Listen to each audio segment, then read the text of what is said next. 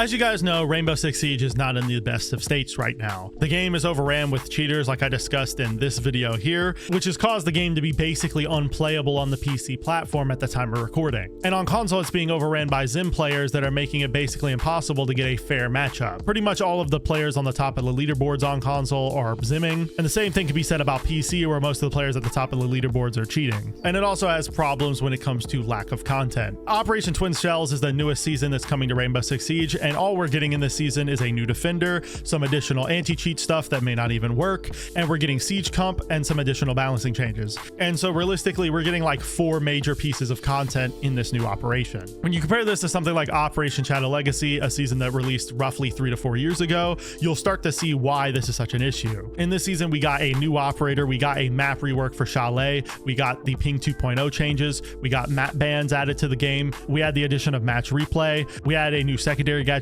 added to the game, we had the huge changes to optics that added 4 new optics to the game and that allowed you to customize your sight colors, and we got the reinforcement pool change and a ton of additional balancing changes to specific operators. So I think it's pretty obvious to most of you that the game has seen a stark decline in not only the new content, but likely the development resources associated with it. And I think there's a simple way to explain that: Ubisoft's greed. If you focus on what Ubisoft has been dedicating a lot of their resources to, it'll all start to make sense. First of all, last season, Ubisoft announced a new membership that they were going to start charging people $10 a month to pay for, that was going to give them access to the battle pass, to exclusive cosmetics, and a Bravo pack each month. Realistically, the price was not worth what you got out of the membership, which is why the membership has such a huge like to dislike ratio. Not to mention the fact that this membership was basically just a slap in the face to players because the game is getting so little content, but Ubisoft still wants to try to add a membership to it. However, Ubisoft's greed towards Siege doesn't just stop here. They've also been starting to recolor cosmetics from old events and then resell them for a profit. And then to go along with this, they locked a legendary weapon skin in the event behind a paywall, which meant that if you wanted to get this cool animated MP5K skin,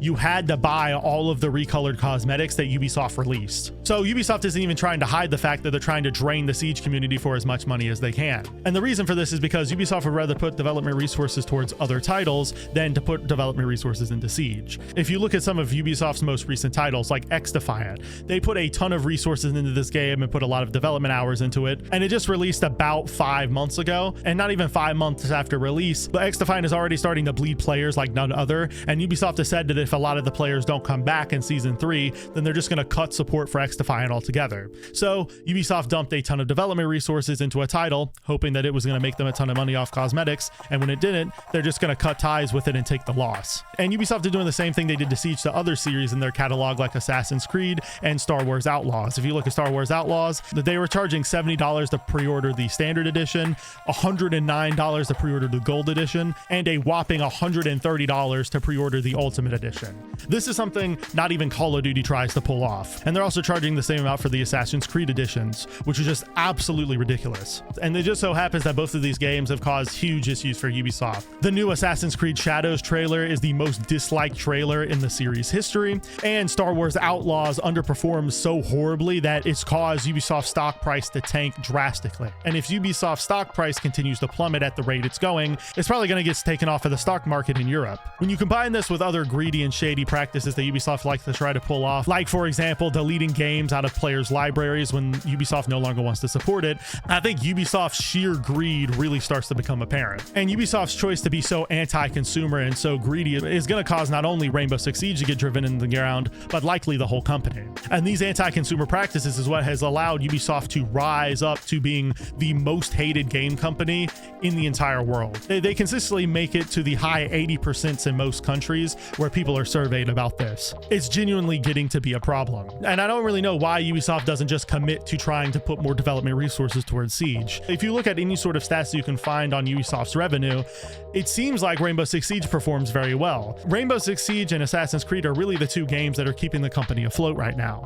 Last year, they had a 33.5% increase in net bookings, and they pulled in a whopping $2.5 billion over the course of that year. So clearly Ubisoft doesn't have to do these greedy tactics if they don't want to. And if you look at the Rainbow Six Siege part in more detail, you can see that Rainbow Six Siege makes a lot of money for Ubisoft. Siege has consistently seen an 18% year-over-year revenue growth, and it's one of the company's most profitable games, despite it being 9 years old. And Rainbow Six Siege is quite literally the live service cash cow that Ubisoft was wanting with games like X-Defiant that they were developing. And that's what's confusing from my perspective as a player and also as a content creator, because Siege clearly could perform a whole lot better if Ubisoft would put the resources towards it. But for some reason they choose to not do that, and they'd rather pump a ton of development resources towards other titles and instead just release lackluster content for Siege and recolored cosmetics. I'm making this video from a perspective of someone who really cares about the franchise and wants to see Siege perform well. And I also want to see Ubisoft perform well, because if they don't, that obviously means that my favorite game of all time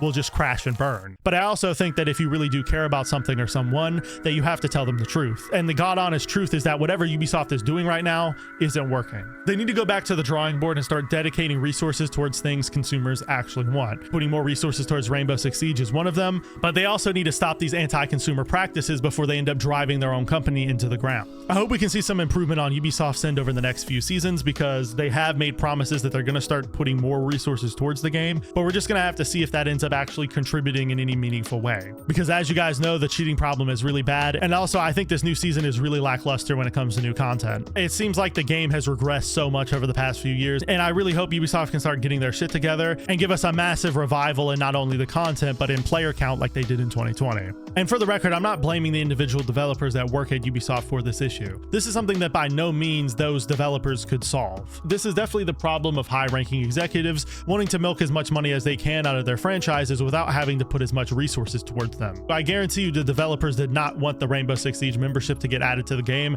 and I can also guarantee you that they all want to fix the cheating issue, and they all want to have enough resources to put enough new content and balancing changes for all of us to enjoy.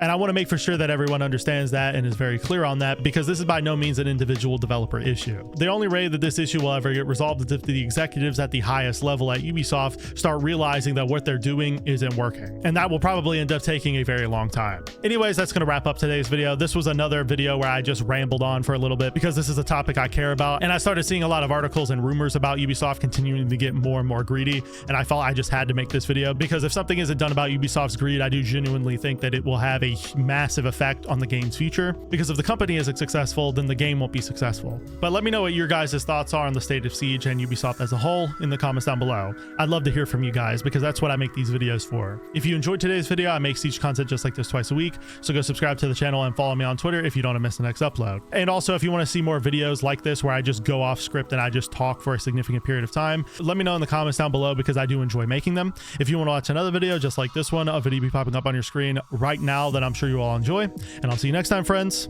and peace.